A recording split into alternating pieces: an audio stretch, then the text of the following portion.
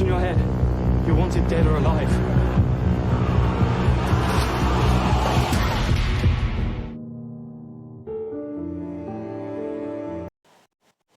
Assalamualaikum warahmatullahi wabarakatuh. Bagaimana kabar kalian, kawan-kawan? Saya harap kalian baik-baik saja.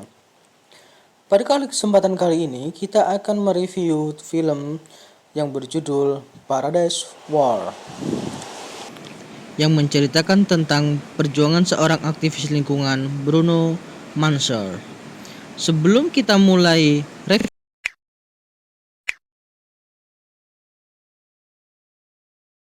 film ini menceritakan sebuah perjalanan hidup dari seorang aktivis lingkungan yang berujung tragis setelah diberitakan menghilang di hutan Borneo karena memperjuangkan hutan dan kehidupan suatu suku Dayak. Bruno Mars, nama yang jarang terdengar di telinga kita. Namun, siapa sangka nama ini adalah nama yang paling terkenal di Kepulauan Borneo, lebih tepatnya di Sarawak, Malaysia. Nama ini sendiri terkenal karena pernah memperjuangkan sebuah suku dalam di sana, yakni suku Penan. Fakta menariknya, dia bukan keturunan asli yang berkewarganegaraan Malaysia, melainkan dari Switzerland. Karena keberanian dan perjuangannya dalam membantu suku Penan, dia dijuluki orang yang paling penan daripada orang Penan itu sendiri. Bruno Mars sendiri lahir di Basel, Swiss pada tanggal 25 Agustus 1954, berarti setelah Indonesia merdeka. Dia pernah dipenjara pada usia 19 tahun karena menolak wajib militer. Setelah bebas, dia menjadi pengembala hewan selama kurang lebih 10 tahun.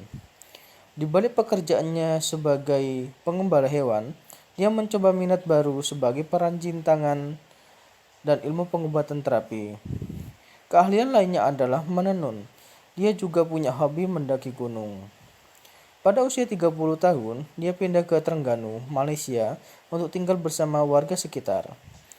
Pada tahun 1984, dia diperkenalkan dengan suku Penan. Bukan hanya mengenal, Bruno Mars mempunyai minat yang tinggi untuk bertemu secara langsung dengan suku ini dan mengenal kehidupan mereka secara lebih dekat lagi. Dan terbanglah dia dengan visa wisatawan ke Sarawak, Malaysia. Dia mencoba menyusuri hutan sendiri untuk menemukan suku Penan. Akan tetapi, usaha pertamanya gagal karena jatuh sakit karena memakan tumbuhan beracun. Setelah sembuh, dia mencoba lagi ekspedisinya yang kedua dan ternyata berhasil menemukan suku Penan yang berada di Longsari dan yang terletak di Sungai Lembang. Awal mulanya kedatangannya tidak terlalu disukai oleh suku Penan. Suku Penan hanya melihat dan mengabaikannya saja. Setelah hidup berminggu-minggu dengan suku Penan, perlahan-lahan suku ini mulai menerima kehadirannya. Akan tetapi, adaptasi adalah hal yang paling menyulitkan Bruno, karena suku Penan menopang hidupnya dari hasil berburu, memancing, dan dari hasil alam lainnya, sehingga dia perlu belajar lebih banyak lagi. Masalah lainnya adalah kendala bahasa yang berbeda, sehingga komunikasi yang tidak bisa terjalin dengan baik. Akan tetapi seiring berjalannya waktu, dia sudah sangat senang berada di suku ini. Bahkan dia sudah mahir berburu, memancing, berpakaian layaknya suku Penan. Karena kepribadiannya yang baik hati, orang-orang suku Penan mulai suka dengan Bruno. Sampai-sampai mereka memberikan gelar kepada Bruno, yakni Laki Penan. Ketua suku Penan pun sudah menganggap Bruno Mars seperti keluarganya sendiri. Selama hidup dengan suku Penan, Bruno mencatat semua apa yang ia pelajari dari suku Penan. Sementara itu, setelah berita tentang Bruno hidup dengan suku Penan diketahui oleh halayak ramai, banyak media-media yang memberikannya gelar Tarzan Putih dan viral di mana-mana. Ada pula yang mengecamnya sebagai orang yang bodoh yang memilih hidup dengan orang Penan di dalam hutan. Bruno sadar betul kalau suku Penan sangat merasa terganggu dengan aktivitas penebangan pohon di hutan Sarawak ini. Aktivitas ilegal ini menyebabkan aliran air yang biasa digunakan suku Penan menjadi tercemar. Hewan buruan pun berkurang akibat habitat yang rusak. Melihat hal ini, Bruno Manser dan Along Sega yang orang asli Penan mulai mengajarkan bagaimana caranya membuat penghalang jalan untuk menghalangi truk yang memuat hasil penebangan kayu hutan mereka. Bruno sendiri sudah dianggap sebagai ketua dan pengatur strategi serta penghubung suku-suku yang berlainan ini.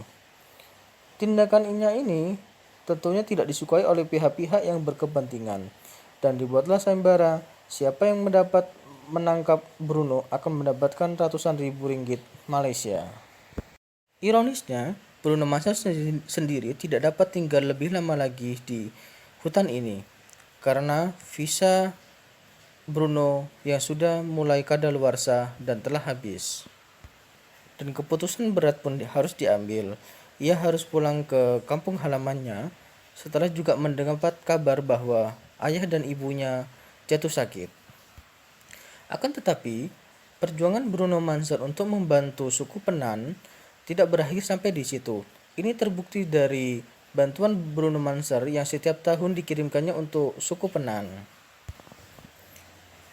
Pada tanggal 17 Juli 1991, pada saat puncak gerakan GS30 PKI, Bruno naik ke tiang lampu setinggi 30 kaki dan membuka spanduk tentang keadaan hutan di Sarawak, Malaysia ini, dengan tujuan agar mata dunia terbuka bahwa ada suku Penan yang nasibnya sekarang sedang pada tahun 1991, Bruno Manser mendirikan sebuah foundation yaitu yang bernama Bruno Manser Foundation dengan tujuan untuk menggalang dana untuk memperbaiki hutan hujan yang ada di Sarawak, Malaysia.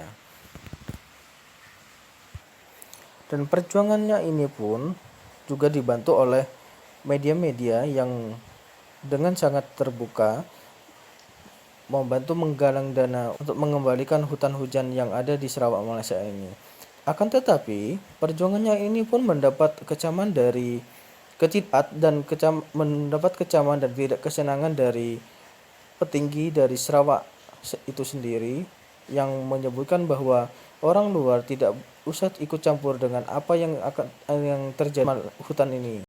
Berbagai cara dilakukan oleh Bruno Manser untuk membantu suku Penan, antara lain dengan mengajak Menteri Malaysia untuk berdamai dan membantu suku Penan untuk mengatasi masalahnya. Akan tetapi kendala baru yang dihadapi oleh Bruno adalah khawatirnya dia akan suku Penan yang rela menjual tanahnya karena masalah finansial. Dan pada akhir ekspedisinya, dia mencoba untuk masuk ke suku Penan melalui Kalimantan. Akan tetapi ekspedisinya kali ini adalah ekspedisinya yang terakhir, karena pada saat ekspedisi terakhirnya ini dia dinyatakan menghilang. Banyak media dan pemerintah Swiss pun yang memberitakan bahwa hilangnya Bruno ini adalah karena kecelakaan. Dibentuklah tim untuk mencari hilangnya Bruno. Akan tetapi usaha yang dilakukan oleh pemerintah Switzerland dan pemerintah Sarawak tidak menemukan hasil karena Bruno tidak ditemukan sampai saat ini. Akan tetapi banyak media yang menyebutkan hilangnya Bruno karena permainan politik. Akan tetapi